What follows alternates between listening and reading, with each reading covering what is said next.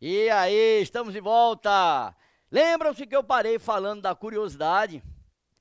Tem uma curiosidadezinha, rapaz. O que é que tem a ver cachaça, né, com aguardente e com pinga? Não foi isso que nós vimos? Não, é muito simples. Por favor, vejam. Ricardo, aqui nessa telinha, Ricardo, aqui bem rapidinho. Olha, é simples, vejam. Uma forma de castigar o negro era o açoite, né? O açoite. Então, o açoite era feito com esse chicotezinho aqui, bem simples, tá vendo? Esse chicote é o chicote chamado bacalhau. Tá aí o bacalhau. A gente às vezes imagina que maltratava-se, castigava-se o negro com aquele chicote de domar leão, não é? Inclusive o aluno viu muito isso naquele filme 12 anos de escravidão, se não me falha a memória, que a negra é espancada com aquele chicote de domar leão e tal. O mais comum no Brasil era esse chicotezinho chamado bacalhau. Se desse mais de 10 chicotadas, pode, Ricardo aqui, corta aqui. Se desse mais de 10 chicotadas no negro, matava, rapaz. Porque veja bem, o negro tá lá no tronco e a primeira já deixava as costas do negro impostas. Ok? Se desse mais de 10, matava. Então veja bem, quando o negro saía do tronco, ficava lá no chão, a turma vinha com aquela água de sal e jogava em suas costas. As costas do negro impostas, por conta do chicotezinho. Daí o nome chicote bacalhau. Porque as costas do negro impostas, já tome sal. Tá entendendo?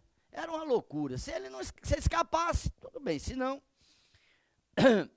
quando ele escapava, que ficava naquele processo de cicatrização, ele muitas vezes ia trabalhar, tá certo? Na produção de aguardente.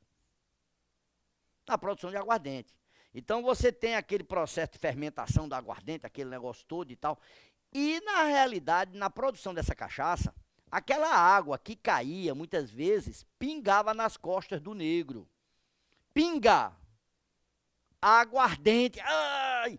Pingava aquela água que na verdade era cachaça, pingava nas costas do negro.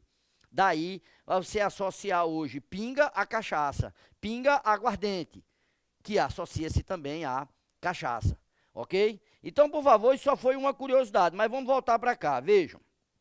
Eu quero que entendam o seguinte, já vimos aí, aqui Ricardo, já vimos aí, né, os fatores que levaram Portugal a colonizar a cana-de-açúcar, já vimos, né, a estrutura que é o plantejo, latifúndio, monocultura e tal, produção voltada para o mercado externo, escravismo, tipos de engenhos e tal, pá. E estamos vendo agora os produtos secundários. Entre os produtos secundários falamos do tabaco, falamos da aguardente, tá certo? E falamos aqui agora, vamos falar aqui agora do algodão. Por favor, Ricardo, bota aqui na telinha para a gente analisar uma coisa. Olha, vamos ver isso aqui, crianças. Eu não sou muito bom de desenho, mas eu queria que vocês vissem isso aqui. Veja, isso aqui seria mais ou menos isso aqui seria mais ou menos o escudo de Pernambuco. Você tem aqui um leão, né? Um leãozinho aqui deitado e tal. Aqui você tem, na realidade, né, várias estrelinhas aqui dentro. Cada estrelinha dessa representa um município de Pernambuco, ok? Aqui você tem uma flecha de cana, certo? E aqui você tem o ramo do algodão. Parece umas bolotinhas e tal, é algodão, viu? Vai pensar que é outra coisa não, é algodão. Sem contar com a faixa que está aqui embaixo, que a gente vai falar depois, que tem as datas que falam de república aqui em Pernambuco. Tá o leão. Esse leão, só chamando a atenção, Ricardo, corta aqui. Esse leão, minhas crianças, vejam, meus PMs, eu acho interessante. Quando você fala assim, por exemplo, Pernambuco, Leão do Norte, não é? Pernambuco, Leão do Norte. Por favor, entendam bem. Pernambuco é considerado o Leão do Norte, primeiro, pelo número de movimentos revolucionários. Pernambuco foi a província mais insurgente da história do Brasil. E aí a gente vai ter que ter na ponta da língua esses movimentos. Não pode esquecer. A gente vai começar a falar aqui depois. Um dos movimentos vai ser a insurreição pernambucana, que a gente vai tratar como restauração pernambucana. Outro movimento que está aí no edital, a Guerra dos Mascates. Outro movimento que está aí no edital, a Revolução Pernambucana de 1817. certo? Que vai dar origem à data magna de Pernambuco. Outro movimento que não está claramente, mas fala do movimento em Pernambuco no Primeiro Império, que é a Confederação do Equador, cujo mentor intelectual foi o padre carmelito Frei Joaquim do Amor Divino Rabelo Caneca. Então, tem outros movimentos que acontecem, por exemplo, na fase imperial do Segundo Império, que é a chamada praeira, Revolução Praeira, sem contar com outros pequenos movimentos que você fala aqui em Pernambuco, abrilhada, setembrada, novembrada, dezembrada, certo? Balaiada até. E vai por aí afora, ronco da abelha e sai por aí. Então, Pernambuco, rapaz, foi um dos centros insurgentes da história do Brasil. Por ser o maior centro insurgente da história do Brasil, ele vai receber esse pseudônimo de o Leão Pernambucano. Mas fora essa questão insurgente, fora essa questão revolucionária de Pernambuco, se você olhar bem, com muito carinho, depois você pegue, por curiosidade, pegue o brasão de Duarte Coelho, primeiro donatário de Pernambuco, e depois pegue o brasão também de Maurício de Nassau.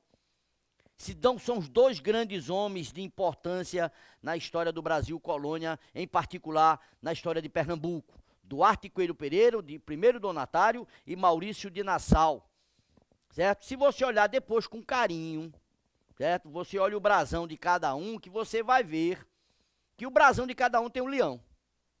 Então, esse leão que você tem aqui no escudo de Pernambuco, na realidade, né, passa pela questão dos grandes movimentos revolucionários que Pernambuco apresentou, mas, sobretudo, por conta do brasão de Duarte Coelho e de Maurício de Nassau, que traz esse leão aí, ok? Então, por favor, crianças, vamos analisar essa questão do algodão.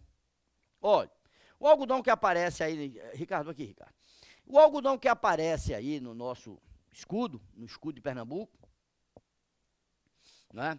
Esse algodão, ele vai aparecer no sertão, lá no sertão, sobretudo no sertão do São Francisco, por ali, ok?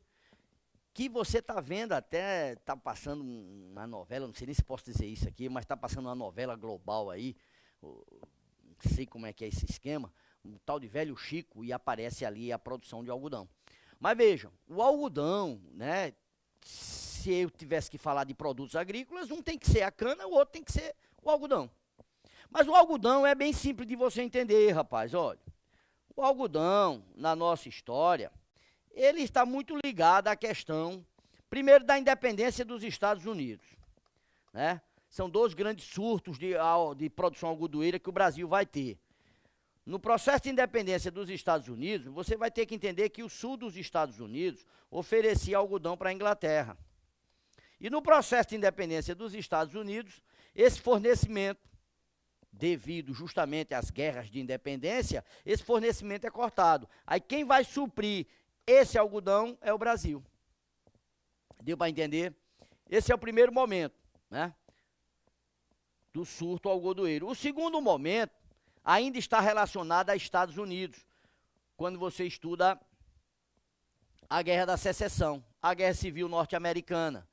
Então, são 4 anos de guerra, vai de 1861 a 1865. Você tem 4 longos anos de guerra. E nesses 4 longos anos de guerra, o fornecimento de algodão, mais uma vez para a Inglaterra, foi interrompido. E aí, mais uma vez, o Brasil aparece como grande exportador de algodão. Então, por favor, vejam bem, ó. Aí a gente tem o algodão no nosso escudo.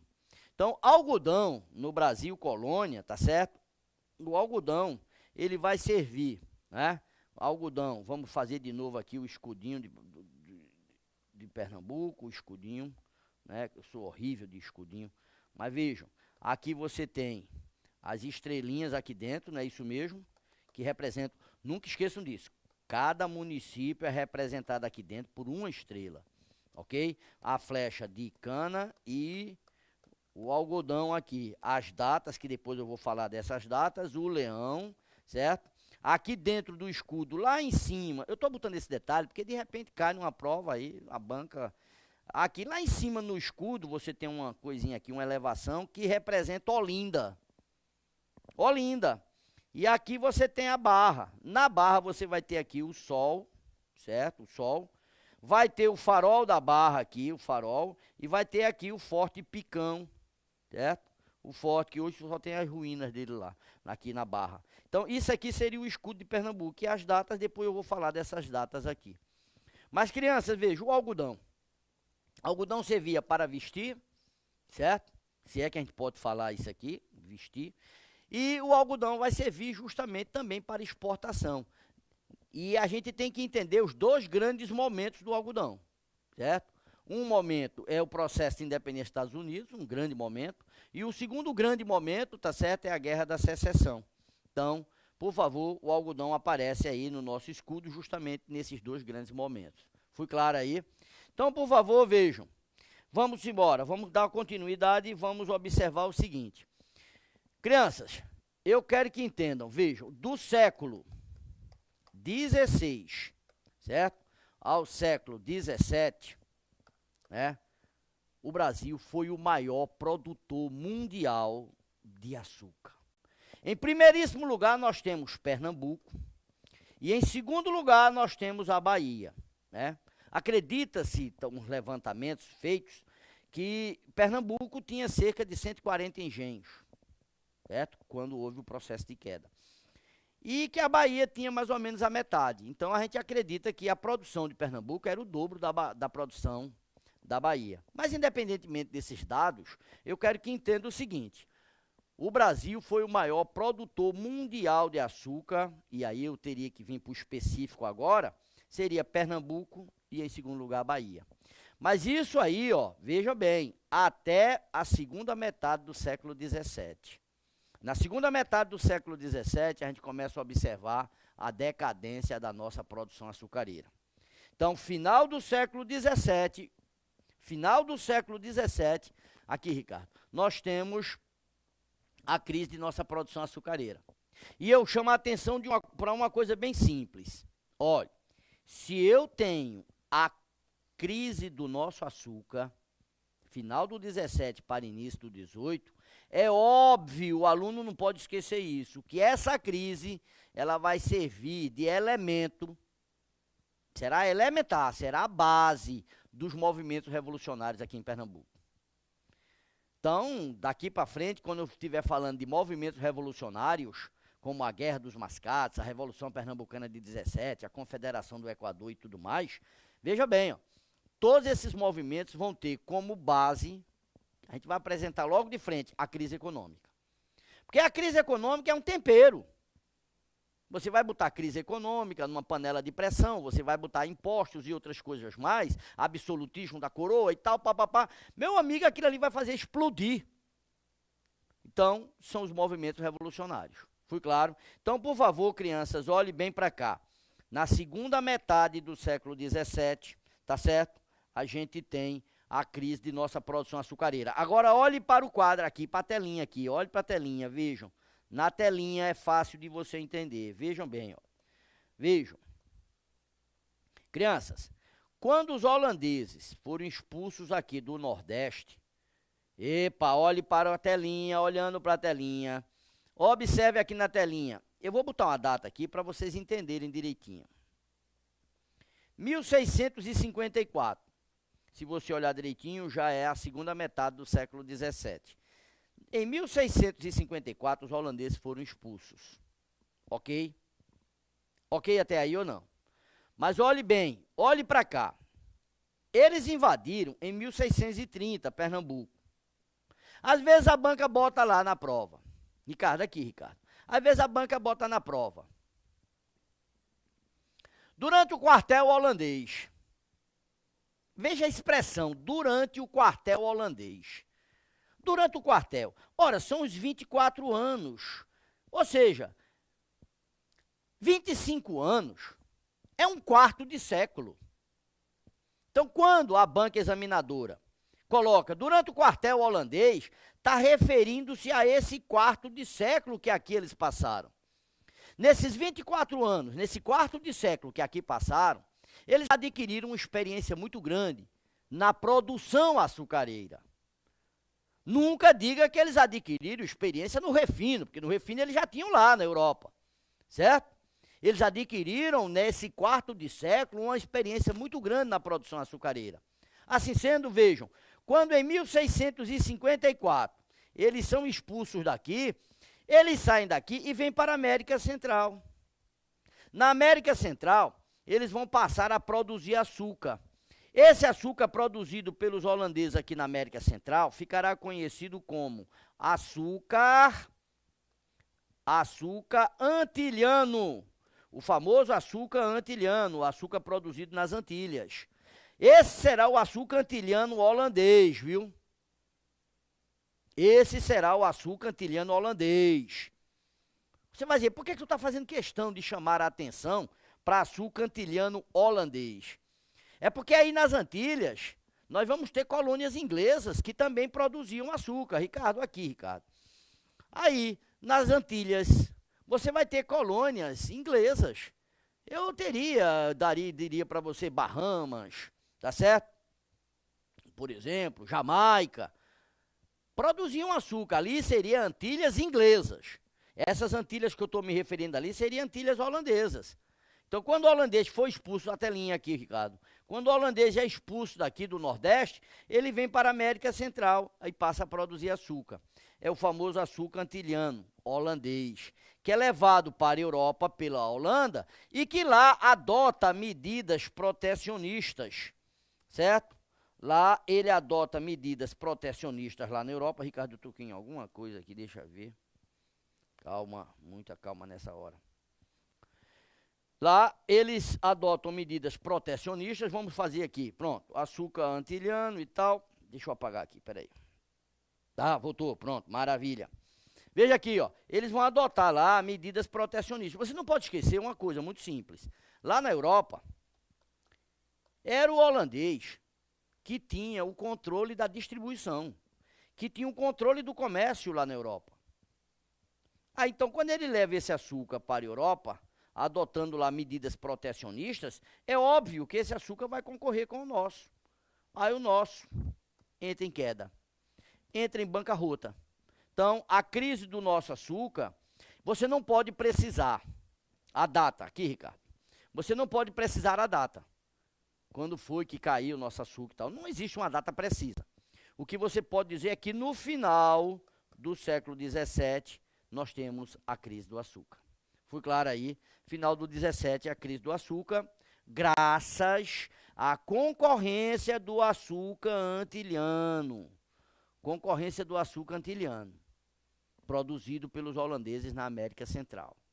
Então, o Brasil foi o maior produtor mundial de açúcar, do século XVI até final do século XVII.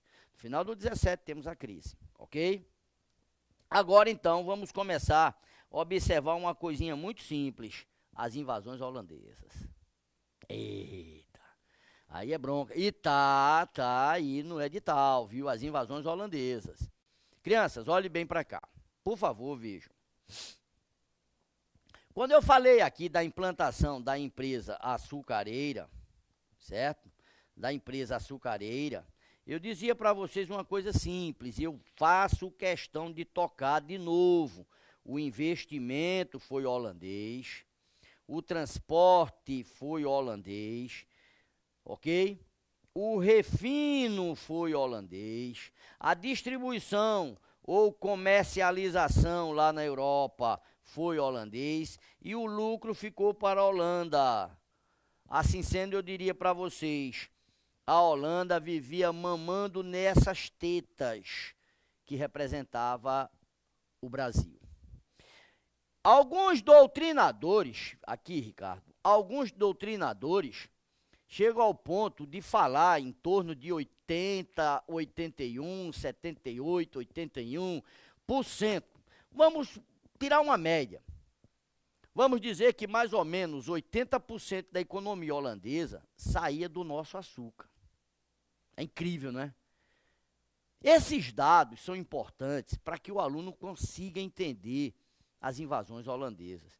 Que isso é questão certa. Olha, açúcar, invasões holandesas, isso é questão certa. Quer livrar o ponto de corte? Preste atenção nisso. Açúcar e invasões holandesas. Questão certíssima isso aí.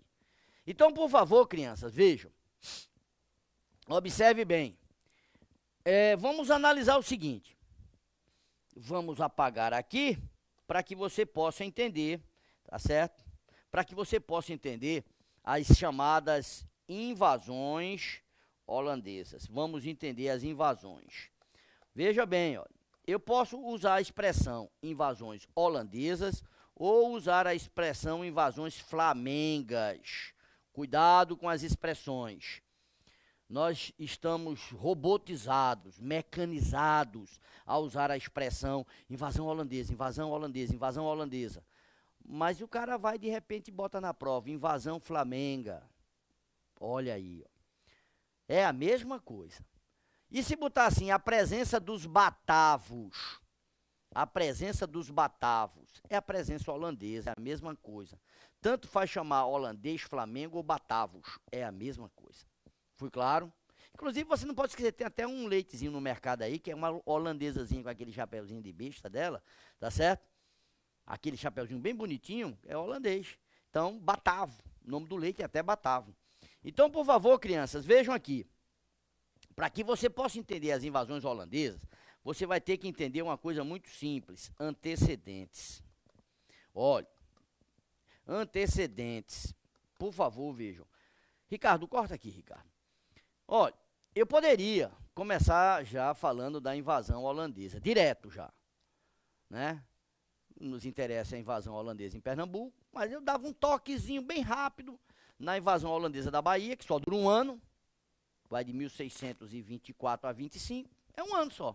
Não chega a completar um ano, faltando 8 dias, uma semana mais ou menos, eles são expulsos da Bahia. Já a invasão aqui em Pernambuco, é como eu disse, tem um quartel, tem um quarto de século, dura 24 anos. Eu já poderia começar por aí, mas sabe o que é que vai acontecer? Você ia ver por alto já as invasões holandesas. E em se tratando de prova de concurso, esse é o nosso diferencial. Nós temos aqui um diferencial, porque o nosso objetivo é jogá-lo lá dentro, na academia. Eu quero ver você policial com essa ponto .40 na cintura por aí afora. Tá vendo? É isso que eu quero. Então, por favor, crianças, vejam, você tem que entender os antecedentes. Aí vai complicar um pouquinho. Vai complicar um pouquinho, mas dá pra gente fazer bem rapidinho. Veja, vamos ver como é que a gente faz. Primeira coisa que você vai ter que entender. Deixa eu mostrar dois aspectos. Primeiro, vamos analisar isso aqui, ó. Vamos ver dois aspectos. Preste atenção, viu? Olha, esse rapazinho aqui. Não, peraí. Deixa eu fazer melhor. Veja, Portugal. Pronto. Preste atenção. Vou fazer melhor aqui, ó. Eu sempre faço isso, que é uma forma do aluno entender. Portugal conheceu 3 dinastias. A primeira dinastia é a chamada dinastia de Borgonha. Não tem muita importância, e tem também, porque é o processo de formação de Portugal, a expulsão dos árabes e tal, para forma-se o Estado português. Uma dinastia ainda muito ligada aos interesses de uma nobreza guerreira, uma nobreza fogosa, guerreira, a expulsão dos árabes e tal. Mas a segunda dinastia, essa é importante, essa é importantíssima, a dinastia de Aves. Alguns chamam Avis, não tem problema. Essa é a dinastia de Aves, essa dinastia é importante. Se você me perguntar, não vai citar alguma coisa da importância dessa dinastia, eu diria para você, a expansão marítima portuguesa acontece nessa dinastia, a dinastia de Aves. Os grandes descobrimentos portugueses, aqui, Ricardo, os grandes descobrimentos portugueses acontecem na dinastia de Aves. Tá vendo? O início da colonização do Brasil é na dinastia de Aves. Então, por favor, vejam, a importância da dinastia de Aves está no processo da expansão marítima, nos grandes descobrimentos portugueses e, no nosso caso particular, é o início de nossa colonização. Certo? Sem falar em outras coisas mais da importância dessa dinastia, que é a estruturação do absolutismo lá em Portugal com essa dinastia. Mas vejam, volte aqui para a telinha. Então você tem a dinastia de Borgonha, a segunda dinastia é a dinastia de Aves, mas a terceira dinastia é a de Bragança. A terceira e última dinastia, a Bragança. certo? Essa vai até o início do século XX, 1910 mais ou menos, quando é proclamada a República Portuguesa. Mas se você prestar bastante atenção, olhe bastante atenção, eu coloquei uma dinastia imediatamente abaixo da outra. E separei a última. Pode olhar, ó, aqui a separação, ó. Viram a separação? Essa separaçãozinha aí foi proposital, porque esse é um período, olhe para cá, esse é o período de domínio espanhol. Esse período eu posso chamar de domínio espanhol. Veja, pelo amor de Deus, vai ter que entender como é que a banca vai preparar a questão. Esse períodozinho aí eu posso chamar de domínio dos Filipes. Esse período eu posso chamar de União Ibérica, até porque a Península Ibérica formada por Portugal e Espanha, então vai acontecer a união de Portugal e Espanha, daí União Ibérica. Esse períodozinho aí eu posso chamar de domínio agora, Habsburgo. Se cair na prova que é raro, mas pode cair, que eu já vi numa prova isso aí. O domínio Habsburgo. Domínio Habsburgo, ó, é a União Ibérica. É o domínio dos Filipes, é o domínio espanhol sobre a coroa portuguesa e, consequentemente, sobre o Brasil. Ricardo, aqui, Ricardo. Então, por favor, minhas crianças, olhe bem, meus PMs. Olha, tem que entender esses antecedentes. Então, vejam, os Habsburgos, por favor, vejam. A dinastia Habsburgo, certo? Esse nome Habsburgo, essa expressão Habsburgo, isso não pode ser espanhol. Habsburgo é uma dinastia austríaca. Agora, durante o período que a gente chama de Idade Moderna e início da Idade Contemporânea, os Habsburgos, eles dominaram grande parte da Europa, rapaz. Os Habsburgos dominaram o Sacro Império Romano Germânico. Os Habsburgos dominaram parte da Dinamarca. Os Habsburgos dominaram parte da Península Balcânica. Os Habsburgos dominaram a Espanha e vão dominar Portugal. E às vezes o aluno fica perguntando, peraí, Novaes, peraí, rapaz, como é que se explica? Os Habsburgos dominarem tantas regiões da Europa. Aí o aluno tem que entender uma coisa muito simples, rapaz. Os casamentos eram casamentos diplomáticos, eram casamentos arranjados. Imagine só, um príncipe austríaco casa-se com uma princesa espanhola. O filho desse casamento não vai herdar as duas coroas? É assim, rapaz. É assim que os Habsburgos dominaram boa parte da Europa. Ok? Então veja bem, ó. Os Habsburgos dominaram também a região de Flandres. Aí você diz, ih, rapaz, complicou, deixa eu apagar isso aqui e chamar a atenção para você aqui. Olha aqui na telinha, vamos analisar aqui na telinha. Vamos fazer a bota itálica. Espera aí, deixa eu apagar aqui, apagando. Vamos fazer aqui a bota itálica, vejam, crianças, a botinha itálica, ok? Aqui a Península Ibérica, muito bem. Do lado de cá, vou fazer a Península Balcânica e tal, papá. A Inglaterra aqui em cima, vejam, pronto. Aqui descendo e tal, aqui teria a África, não é isso mesmo ou não? Mar Mediterrâneo, muito bem. Europa, ótimo. Mar Negro, Atlântico. Mar do Norte e tal, pá, muito bem, veja, Estreito de Gibraltar. Vamos ver aqui, Portugal, Península Ibérica, Espanha. Agora, França, veja. E aqui ao norte, você tem a região de Flandres. A gente chama normalmente de holandeses. Mas a região de Flandres aí, rapaz, era formada pelas chamadas... Aqui, Ricardo. Era formada pelas chamadas Províncias Unidas. As Províncias Unidas. A região de Flandres, daí Flamengos. Essas Províncias Unidas, hoje, seriam os Países Baixos. Holanda, Bélgica e Luxemburgo. Ok? Holanda, Bélgica e Luxemburgo. seriam os Países Baixos. Então, crianças, por favor, vejam bem aí, ó. Essa região de Flandres, você tinha como uma grande cidade comercial a cidade de Amsterdã, e você tinha um grande porto. O maior porto comercial dessa região é o porto da Antuérpia, que hoje fica na Bélgica, tá vendo?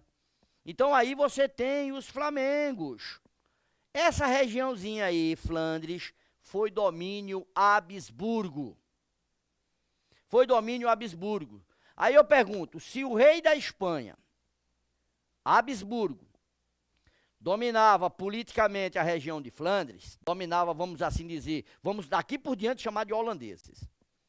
Se o rei da Espanha, da dinastia Habsburgo, dominava a região de Flandres, fica muito claro que essa burguesia comercial holandesa pagava altos impostos à Espanha. Tranquilamente. A primeira coisa que o aluno tem que saber. Pagava altos impostos à Espanha. Foi claro? Ótimo. E aí vai ter um complicador, um elemento complicador que chama-se religião. A religião. Essa religião, você vai ter que entender o processo protestante. Quando o processo protestante começa a expandir-se na Europa, aí vai complicar um pouquinho, porque a Espanha, a dinastia Habsburgo, era por excelência católica. E essa região de Flandres vai tornar-se protestante. Ali você vai ter um número imenso de protestantes e de judeus. E eu vou fazer o seguinte, como isso é um detalhe muito forte, eu vou deixar para o nosso próximo bloco, que vai demorar um pouquinho na próxima aula, numa próxima aula, tá certo? Na próxima aula a gente vai ter essa questão detalhada. E eu acho importantíssimo que o aluno entenda isto. Porque o aluno não pode imaginar que o holandês invadiu apenas por questão econômica, conquistar o Parque Produtor Açucareiro. Não, não, não. Tem questão política, tem questão cultural, como, por exemplo, a questão religiosa. Foi claro? Então, pessoal, fica para uma próxima aula. Vocês fiquem com Deus. Um abraço muito grande desse amigo e que está torcendo por vocês nesse concurso da PM. Fica para a próxima aula. Um abraço.